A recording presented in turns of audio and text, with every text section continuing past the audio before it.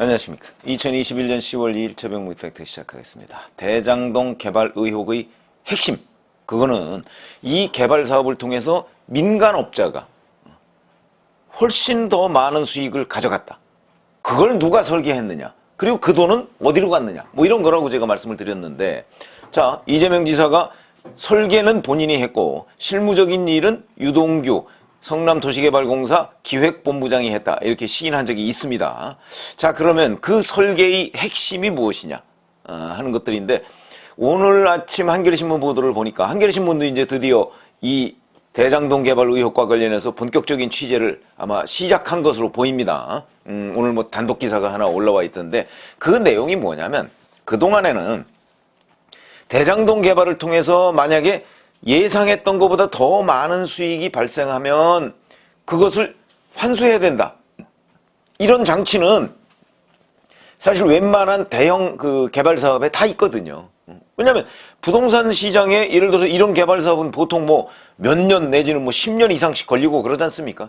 그러다 보니까 그 앞날을 예측하기가 어려우니까, 앞날에 예를 들어서 뭐 한 실제 사업을 시행했을 때 굉장히 많은 손해가 발생했다 그러면 그 손해를 뭐 공공개발 부문에서 또는 뭐 성남시나 뭐 이런 데 발주처에서 일부 메워주거나, 아니면 대박이 나면 또 그 대박 난 것을 일부 그 이익을 나누거나 뭐 이런 장치들이 반드시 필요하다는 것이죠. 왜 그러냐면 리스크를 줄여야 되니까. 근데 성남시가 발주한 대장동 개발 같은 경우는 그 리스크가 현저히 없습니다. 왜냐면 이게 뭐 민관 공동개발이니까, 그리고 인허가 뭐 이런 것들을 모두 성남시가 쥐고 있으니까 그런 리스크가 거의 없다. 그러니까 사실은 이거는, 그리고 그 위치가 남판교이기 때문에 대박이 날 가능성, 아무리 부동산 경기가 침체하더라도 대박까지는 아니어도 적어도 여튼 위험 요인은 없었다 하고 본다면, 거기에 초과 이익이 발생할 가능성이 매우 높다. 그러면 그것을 어떻게 성남시와 민간업자가 나누느냐, 만약에 그런 장치만 있었다면, 그렇다면 지금처럼 이렇게 대장동 개발 의혹이 불거졌을 가능성 별로 없을 수도 있습니다. 왜냐면 이재명 지사가 맨날 자랑하는 게 자기가 5,503억을 환수했다, 이게 단군 이래 최대치적이다 얘기를 하는데, 그 허구성은 제가 뭐 말씀드린 적이 있죠. 그 중에 1,800억 정도가 배당금이고 나머지는 다 뭐 기부 체납이나 뭐 이런 것들입니다. 그거는 민간 개발해도 충분히 가능한 얘기고, 여기에서 플러스 알파를 더 얻을 장치를 뺐다, 그런 증언들이 이제 성남도시개발공사 직원들 사이에서 나왔는데, 그 부분을 유동규 씨는 부인했었습니다. 근데 오늘 아침 한겨레신문 보도를 보면 그 증거를 찾았다, 이 보도가 나왔습니다. 증거를 찾았다. 그게 무슨 얘기냐면, 자, 도시개발공사, 성남도시개발공사 압수수색이 9월 29일 날 있었죠. 그때 이 문건을 확보했다는 겁니다. 이 문건이 뭐냐? 이겁니다. 원래 성남도시개발공사에서 대장동 사업을 주도했던 팀은 개발사업 1팀이라고 합니다. 1팀. 여기 이모라는 사람이 처장을 맡고 있었는데, 개발사업 1팀. 이 개발사업 1팀이 대장동 개발을 주도하고 있었으니까. 그랬는데 갑자기 그 유동규라는 사람이 전략사업팀이라는 걸 만듭니다. 그게 2014년 10월 달에 만듭니다. 전략사업팀이라는 걸. 그리고 2015년 2월 달에 화천대유가 설립이 되죠. 그러니까 화천대유 설립되기 전부터 이 대장동 개발을 개발사업 1팀에서 하지 못하게 하고 전략사업팀으로 바꾸자 하는 생각을 유동규 씨가 한 것이다. 이재명 지사의 최측근인 유동규 씨가 그런 생각을 한 것이다. 그런 것이죠. 그래가지고 이 개발사업 1팀이 자기네들이 하던 일을 이제 전략사업팀으로 넘겨줘야 되지 않겠습니까? 그러니까 2015년 5월 달에 이제 화천대유, 그러니까 성남의뜰이 우선협상 대상자가 됐고, 성남의뜰의 1% 지분을 가지고 있는 이제 화천대유, 뭐 이런 데하고 이제 뭐 주주협약 같은 걸 맺어야 되지 않겠습니까? 그래서 그쪽에 이제 수익률 배분을 어떻게 하느냐, 뭐 이런 것들이 이제 주주협약에 포함되어 있어야 하는데, 거기에 보면 이 민간의 초과 이익이 발생할 경우에 어떻게 해야 한다, 환수장치 이른바, 그거를 포함하는 내용의 그 주주협약 초안을 전략사업팀에다 넘겼다는 것이죠. 그러니까 개발사업 1팀은 제대로 된 판단을 한 겁니다. 왜냐하면 다른 대형 개발사업 때도 늘 이런 초과이익 환수장치가 있습니다. 뭐 평택, 현덕지구 뭐 이런 데 다 있습니다. 있는데 그걸 보냈는데 그 내용이 뭐냐면 이겁니다. 만약에 부동산 시장 변화로 인해서 화천대유 쪽 수익이 보장되는 게 평당 1,400만 원이라고 하거든요. 그 정도 선에서 이제 그 정도 선이면 화천대유도 충분히 수익이 보장되고, 그다음에 이제 배당금으로 성남도시개발공사에 원래 확정된 거 주기로 했지 않습니까? 그게 1,822억인데 뭐 그것도 충분하고. 그런데 이제 만약에 부동산 시장이 변화돼서 평당 1,400만 원이 넘을 때 이렇게 되면 이제 대박이 나는 거죠. 그런데 이 대박이 났을 때의 그 수익을 누가 가져가느냐? 근데 이 개발사업 1팀에서 만든 그 초안에는요, 그렇게 평당 1,400이 넘어서 1,400만 원이 넘어서 수익이 크게 생길 경우에는 그 수익은 민간업자하고 성남도시개발공사가 나눠 갖는다. 이런 내용을 포함하고 있는 거죠. 이걸 이제 우리가 초과수익 환수장치 이렇게 얘기를 하는 겁니다. 그런 내용이 거기 들어가 있는 겁니다. 그랬는데 이 전략사업팀에서는 이거를 이래 됩니다. 갑자기 이거를 아니 1,822억을 우리가 확정 수익으로 받기로 했으니까 이 장치가 필요 없다. 그래서 뺐다는 겁니다. 근데 이게 그러면 뭘 의미하느냐? 자, 우선 첫 번째. 여기서 의문사항 첫 번째. 왜 개발사업 1팀이라는 곳에서 버젓이 대장동 개발과 관련해서 그동안에 그 히스토리, 과거 역사도 알고 지금도 대장동 개발사업 1팀에서 주도하고 있는데 왜 유동규라는 사람은 이재명 당시 성남시장의 최측근으로 성남도시개발공사를 쥐락펴락했던 유동규라는 사람은 왜 개발사업 1팀을 배제하고 전략사업팀이라는 걸 별도로 만들어서 대장동 개발을 맡겼을까? 의문이 생기죠. 결국은 개발사업 1팀은 자기 맘대로 잘 주무를 수가 없으니까 주무를 수 있는 전략사업팀이라는 걸 만든 것 아니냐. 이때부터 유동규라는 사람 또는 유동규의 그 일종의 보스죠. 이재명 성남시장 뭔가 꿍꿍이가 있었던 것 아니냐.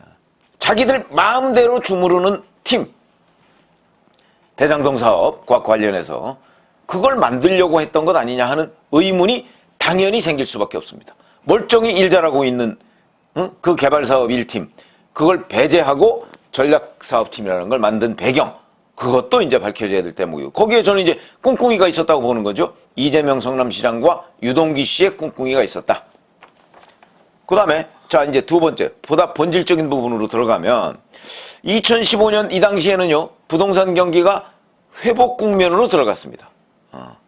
왜 그러냐면 그때 박근혜 정부에서 아니 은행 대출을 받아서라도 집을 사라 이러면서 여러 가지 인센티브를 줄 때 아니겠습니까? 박근혜 정부 거의 중반을 넘어서고 있는 시점이니까. 자 그렇다면 많은 사람들이 그래서 은행 대출 같은 게 활성화되니까 은행 대출 같은 거 받아서 부동산에 투자하고 이런 게 많았던 때입니다. 경기가 당연히 회복 국면으로 가죠. 그러니까 그때 시작한 대장동 개발은 대박 나겠다 이런 예감을 충분히 할 수 있는 대목이다.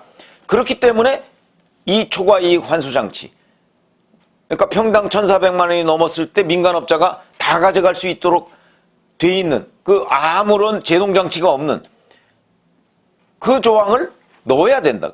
그 제동장치를 만들었어야 된다는 것이죠. 이거는 누구나 예상할 수 있는데 그걸 전략사업팀에서 개발사업 1팀이 그 조항을 포함해서 문건을 넘겼는데 그걸 전략사업 1팀에서 뺐다. 자, 그럼 이게 이제 왜 뺐느냐? 이제 여기서 궁금증이 생기는 거죠. 왜냐하면 이 조항을 빼는 순간 화천대유의 대박 예감 충분히 가능했던 일이거든요. 자, 그러면 유동규 씨가 결국 유동규 씨 지시로 전략사업팀에서 이걸 뺐을 가능성이 매우 큰데 전략사업팀이 자기들 마음대로 이걸 뺄 리가 있겠습니까? 원래 문건에 있었는데. 그러면 유동규 씨는 이재명 성남시장 이른바 설계자라는 그 사람과 이걸 전혀 상의 없이 뺐을까요? 가능성이 낮죠. 그러면 결국 이재명, 유동규 사이에서 이 초과이익 환수장치라는 걸 없앴다. 왜 그랬을까?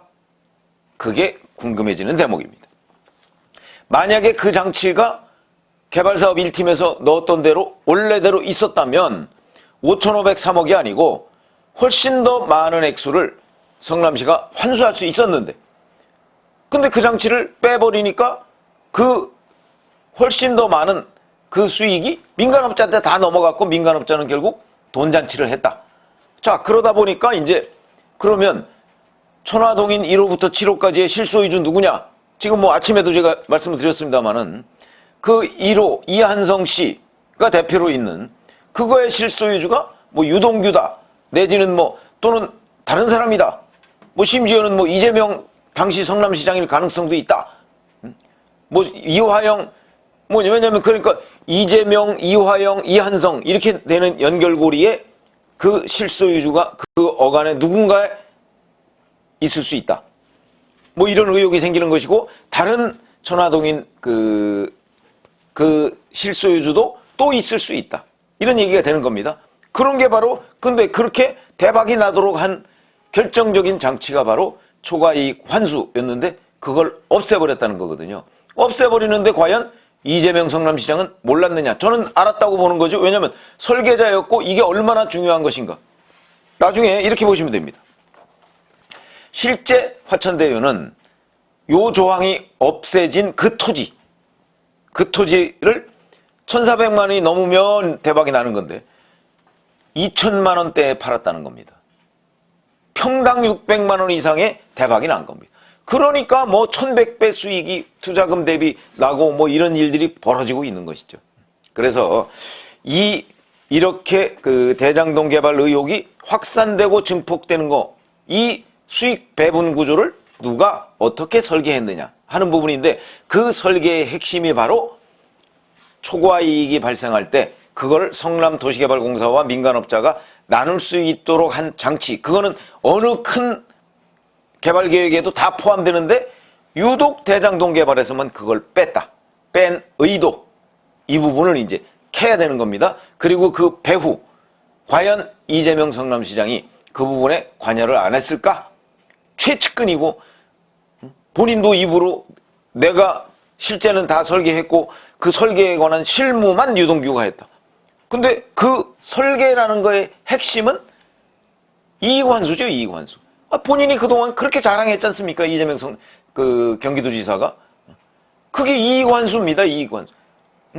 그걸 성남시로 했다는 건데, 자, 더 많은 이익 충분히 환수할 수 있었던, 그리고 민간 개발업자가 하더라도 충분히 그 이익을 공유할 수 있어서 성남시의 재정을 튼튼하게 할 수 있었는데 그 조항을 유동규가 뺐다는데 그걸 이재명 성남시장이 설계자이면서 관여를 안 했을까?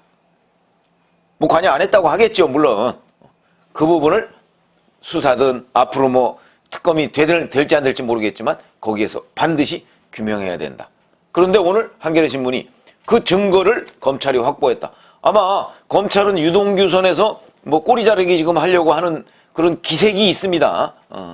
그런데 정말 이렇게 증거들이 확보됐는데도 그렇게 꼬리가 잘라질까? 뭐 그것도 의문은 생깁니다. 어쨌든 이 부분은 현재 경선에서 민주당 경선에서 지금 그 이런저런 얘기가 되고 있는데 글쎄요, 그 경선은 지금 민주당 경선에 참여하겠다고 모집한 데에 응모한 사람들 중심으로 돼 있기 때문에 이건 일반 여론하고는 상관없는 겁니다. 많은 사람들이 그걸 착각하고 있는데, 그래서 이낙연 후보가 지금 세게 이 부분을 공격을 못하고 있지만 아마 본선에 가면 이제 어차피 뭐 국민의힘 편, 민주당 편 갈라질 거 아니겠습니까? 그리고 중도에 있는 사람을 잡기 위한 경쟁에서 이 대장동 개발의 바로 이런 부분, 이재명 지사가 설계한 건 아니냐, 근데 왜 초과이익 환수장치를 뺐느냐 하는 부분은 강력한 공격 대상이 될 가능성이 있고, 이재명 지사가 여기에서 어떤 변명을 해도 유동규 씨가 내 측근이 아니다라고까지 지금 주장하고 있는 거 아닙니까? 이런 식의 아무 말 대잔치에서 이재명 지사가 과연 버텨낼 수 있을까? 저는 대단히 궁금해지는 대목이다.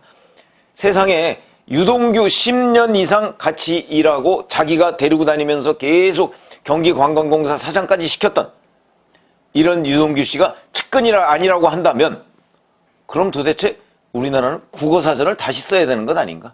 뭐 이런 생각이 들 정도인데 아마 지금 경선 국면에서의 대장동 의혹과 본선 국면에서의 대장동 의혹은 판이하게 다를 것이다. 저는 이렇게 생각합니다. 감사합니다.